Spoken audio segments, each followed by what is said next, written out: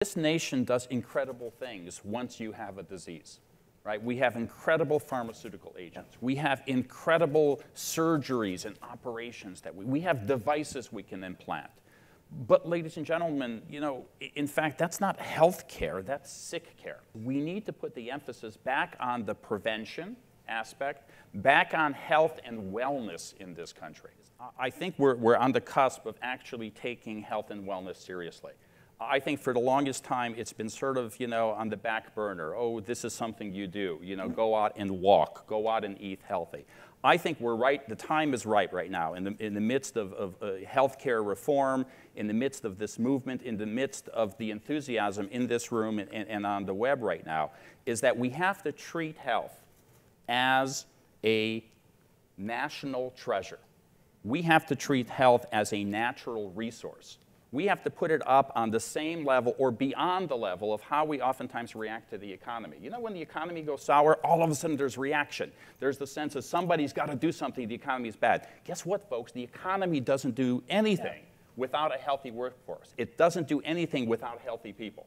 And the reality is, I think we have to have this concept that first and foremost, for the good of our nation, for the good of our future, for our, in essence, thriving in the 21st century, in the 21st century, 2014, we have to make that focus saying, this is so gosh darn it important that we have to put a focus on health and wellness, and everything else then falls into place. It shouldn't be complex. I'm trying to simplify the world. Let's go retro, folks, okay? We used to walk as a society. You know, does it take a $150 pair of running shoes or a $60, $90 a month membership in the health club? It doesn't. It really doesn't.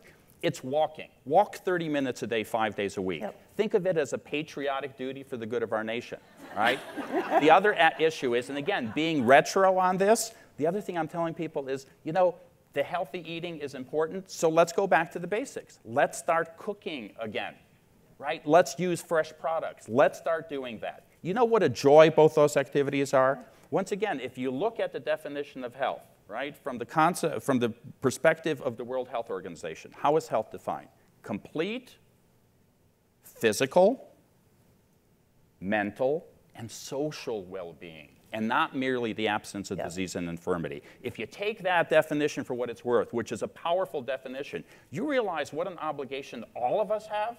And it takes that first step of that 30-minute walk. It takes that ability to buy something fresh in the supermarket and cook it up. The idea at the end of the day is most people, you know, most Americans, I'll tell you, don't like to be told what to do, right? That's part of our innate spirit. Does it make your job hard? Well, it does, but the sense is the job of the Surgeon General is to provide the best scientific information, right? Either translate it or communicate it with the American public so that ultimately, and this is, you know, this is a dream, right, for this to come to fruition, but I think it's a doable dream, it's an achievable dream, in that ultimately with that information, the right choices are made.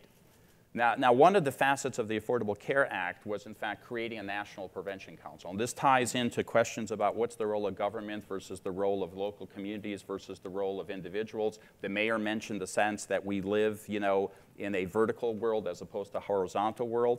In the Affordable Care Act, a National Prevention Council was created under the leadership of the Surgeon General. My predecessor, Surgeon General Regina Benjamin, was the first lead. Now, look at this model. It's in essence bringing 20 different federal agencies together. So at the table are agencies as diverse as, you know, Health and Human Services, Housing Urban Development, Department of Transportation, Department of Defense, and many others, EPA, et cetera. They're at the table, and the focus there is, first, in the first year, was really saying, hey, listen, you're part of the health family here. You may not have health in your title, but you're a party to this. Part of the strategy that unfolds is, in fact, it's all of our responsibilities. If you look at the National Prevention Strategy released in 2011, you'll see that there are responsibilities of the federal government, there's responsibilities of local government, ultimately there's responsibilities of community, employers, healthcare professionals. But guess what, folks? It begins oftentimes with us as individuals.